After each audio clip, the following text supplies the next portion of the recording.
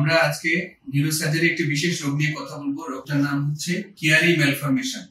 এখানে কি হয়, আমাদের মাথার খুলি এবং ঘাড়ের যে জাংশন, এখানে ব্রেনটা ঘাড়ের ভিতরে নেমে আসে এবং ব্রেনের চাপে স্পাইনাল কর্ড চাপ খেয়ে চার হাত পা আস্তে আস্তে অবশ প্যারালাইসিস হতে থাকে এবং ঘাড়ের সেই সাথে ব্যথা থাকে। রোগটার নাম কিয়ারি ম্যালফরমেশন।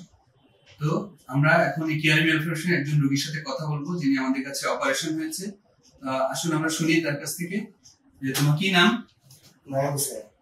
আচ্ছা, তোমার তো এই কিয়ারি ম্যালফরমেশন রোগ ছিল, তোমার অপারেশনের আগে কি কি অসুবিধা হতো একটু বলো তো।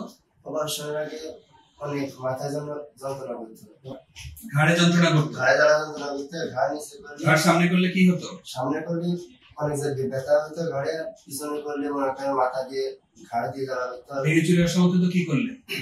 নিচে করলে। নিচে করলে অনেক মনে হতো ঘাড় একদম ভেঙে যাবে, এত ব্যথা। কাজ করলে মনে হচ্ছে হাতের শিরা, মানে ঘাড় নাড়াচাড়া করতে হলে অবশ্যই যেত।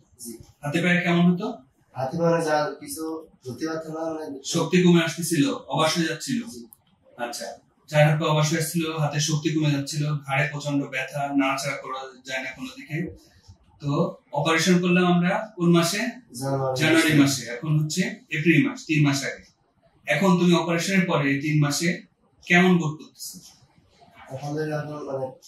অনেকটা ভালো, অনেক ভালো। হ্যাঁ, তো প্রায় সুস্থ, মানে ঘাড়ের ব্যথাটা কম হয়েছে।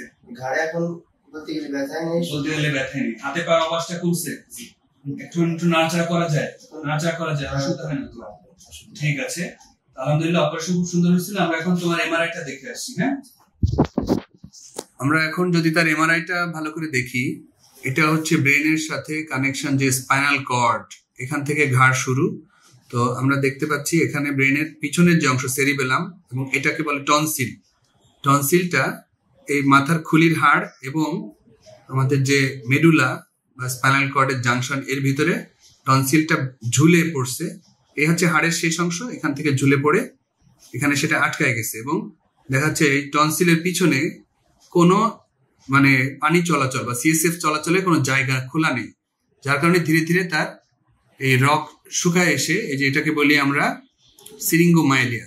হ্যাঁ, মেরুদণ্ডের রকটা ধীরে ধীরে শুকায় যাচ্ছিল, সে অল্প বয়সেই প্যারালাইসিস হয়ে যাচ্ছিল।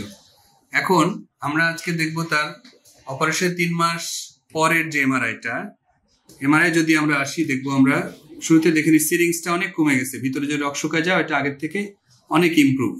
আর এইখানে যদি আসি, এখানে আপনাদের আগের ছবিটা একদম হাড় এসে এখানে চাপ দিয়েছিল, কোনো এইসবখানে পানি চলাচলের কোনো জায়গা ছিল না, যার কারণে সে ঘাড় নাড়াচাড়া করতে পারতো না এবং চার হাত পা অবশ হয়ে যেত, ব্যথা, শক্তি কমে যাচ্ছিল।